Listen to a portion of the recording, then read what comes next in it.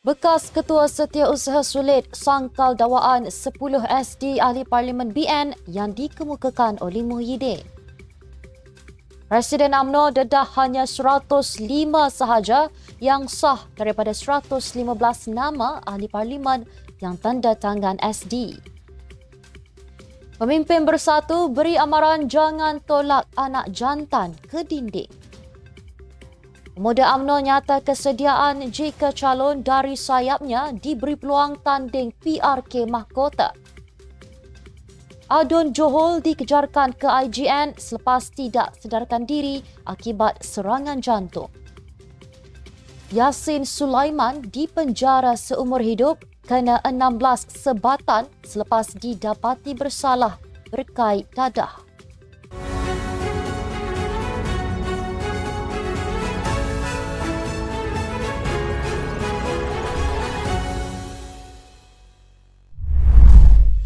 Bismillahirrahmanirrahim. Assalamualaikum dan salam Malaysia Madani. Bersama saya Mirakilah dalam Netstep News edisi petang.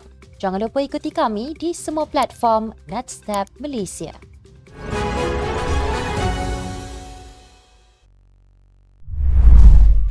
Dakwaan 10 akuan berkanun Ahli Parlimen Barisan Nasional yang dikemukakan oleh Muhyiddin tidak sah disangkal oleh bekas Ketua Setiausaha Sulit Muhyiddin Yassin Marzuki Mohamad. Hal ini kerana SD tersebut yang dikatakan tidak sah kerana ia diserah secara en blok adalah tidak benar.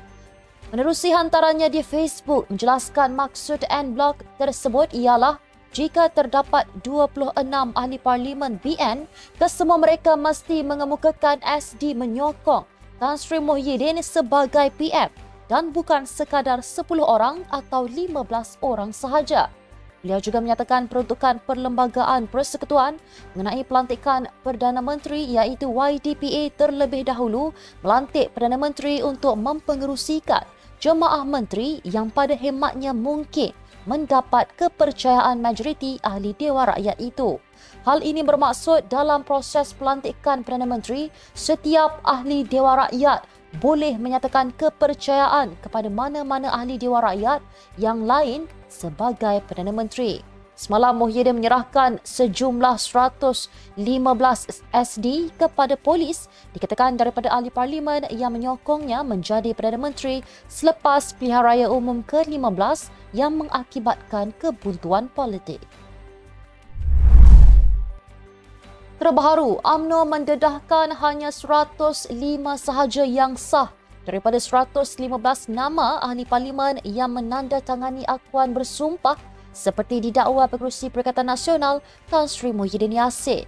Presidennya Datuk Seri Dr. Ahmad Zahid Hamidi berkata 10 daripada mereka melakukan tanda tangan bertindih membabitkan Barisan Nasional dan Perikatan Nasional.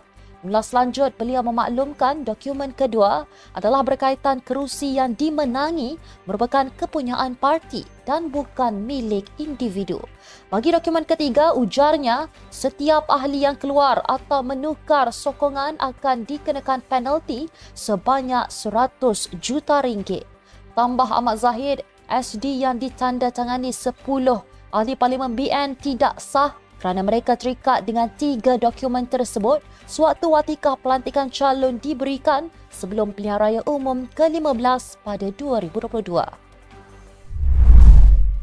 Jangan tolak anak jantan ke dinding kerana pilihannya hanya satu iaitu melawan balik. Demikian adalah amaran daripada Ketua Penerangan Bersatu Razali Idris kepada UMNO yang berterusan mempersoalkan 115 SD menyokong Muhyiddin Yassin sebagai Perdana Menteri pasca PRU15.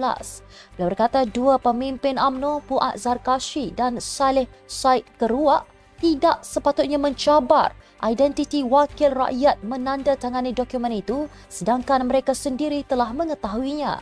Menerusi laman sosialnya, lebih banyak akan terbongkar jika kesemuanya menjadi saksi di mahkamah.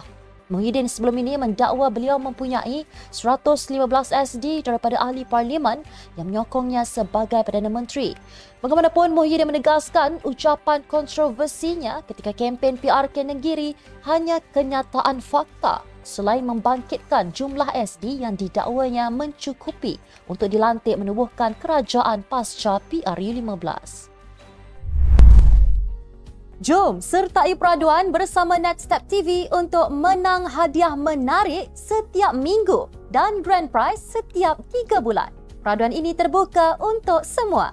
Anda hanya perlu menjawab 2 soalan yang akan dipaparkan pada setiap hari Rabu dan jawab 2 soalan tersebut dengan betul di ruangan komen dan anda perlu screenshot di YouTube kemudian hantar kepada WhatsApp kami di nombor 017-796-6978 pada hari Jumaat selepas berita petang.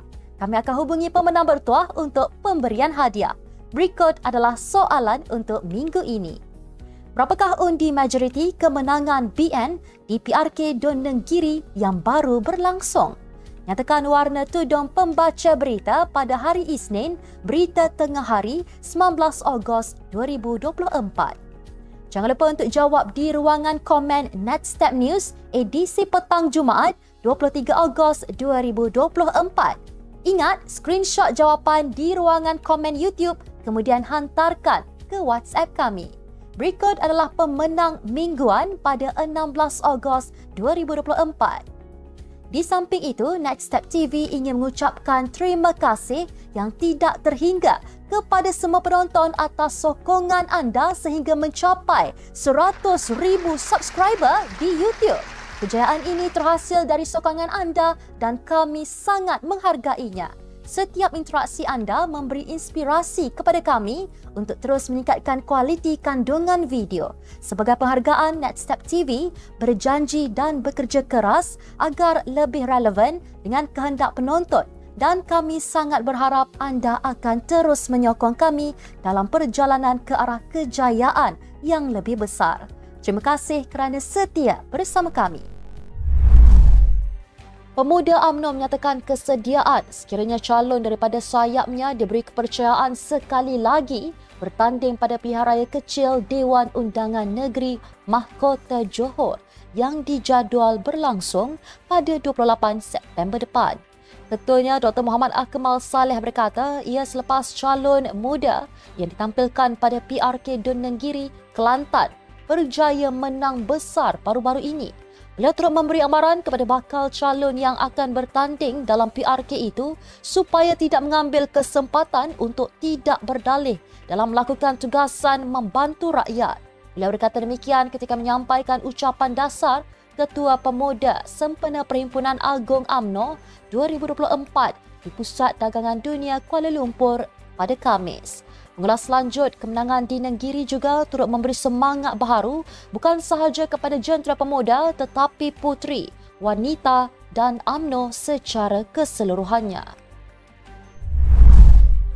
Ahli Dewan Undangan Negeri Johor, Datuk Saiful Yazan Sulaiman dimasukkan ke Institut Jantung Negara IJN selepas dilaporkan tidak sedarkan diri akibat serangan jantung petang semalam.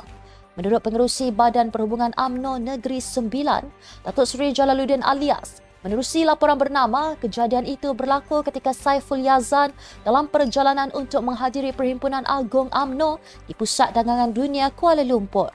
Bagaimanapun, beliau berkata pihaknya dimaklumkan hari ini bahawa Saiful Yazan kini berada dalam keadaan stabil dan mula memberi tindak balas tetapi masih memerlukan pemantauan rapi di Wad Rawatan Jantung CCU di IJN.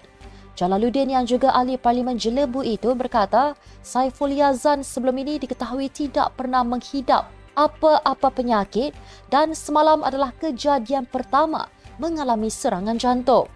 Dia berkata pada masa ini ahli keluarga tidak membenarkannya menerima sebarang pelawat bagi memastikan beliau mendapat rehat yang mencukupi sebelum kembali berada dalam keadaan benar-benar sihat.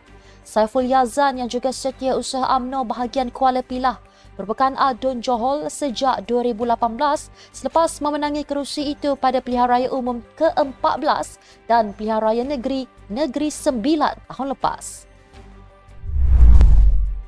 Penyanyi dan juga komposer terkenal Muhammad Yassin Sulaiman dijatuhkan hukuman di penjara seumur hidup dan dikenakan 16 sebatan seperti mana diperintahkan Mahkamah Tinggi Shah Alam selepas didapati bersalah atas 3 pertuduhan dadah dihadapinya 2 tahun lalu. Hakim Nur Syaridah Awang menjatuhkan hukuman itu selepas membenarkan rayuan pendakwaan selaku perayu ke atas keputusan Hakim Mahkamah Session Petaling Jaya Faiz Ziauddin yang melepas dan membebaskan Yassin sebelum ini. Yassin atau nama sebenarnya Muhammad Yassin Sulaiman yang sebelum ini ditempatkan di Hospital Bahagia Ulu Kinta, Perak selama mana tempoh yang diperkenankan Sultan Selangor digari oleh pihak polis dan dibawa terus ke penjara Kajang. Pendakwaan dikendalikan Timbalan Pendakwa Raya Raja Zaizul Faridah, Raja Zoharuddin dan Ahmad Zuhaini Muhammad Amin, manakala Peguam Arif Azami Hussein mewakili Yassin. Ikut pertuduhan pertama yang baharu, Yassin didakwa dalam milikannya dadah berbahaya jenis cannabis seberat 193.7 gram di sebuah kondominium di Persiaran Surian Damansara Indah Resort Home PJU 3 Kota Damansara pada jam 5.30 petang 24 Mac 2022. Pertuduhan kedua, Yassin didakwa menanam 17 pokok dalam pasu plastik berisi tanah yang mana daripadanya kanabis diperoleh secara terus atau tidak langsung pada tempat, waktu dan tarikh sama, yang mana pertuduhan itu mengikut Seksyen 6B-1-A Akta Dadah Berbahaya 1952 yang boleh dihukum di bawah Seksyen 6B-3 Akta Sama Kanun Kesiksaan. Pertuduhan ketiga, Yassin didakwa memberikan dirinya dadah berbahaya di Pejabat Narkotik Ibu Pejabat Daerah IPD Petaling Jaya jam 11.05 malam. Sekian untuk edisi petang ini. Ikuti perkembangan semasa isu-isu panas politik Malaysia setiap hari hanya di Netstep News. Jangan lupa untuk follow Facebook Netstep Malaysia dan subscribe YouTube Netstep TV. Netstep Malaysia bersama melangkah dengan yakin. Saya Mirakilah, Assalamualaikum dan salam sejahtera.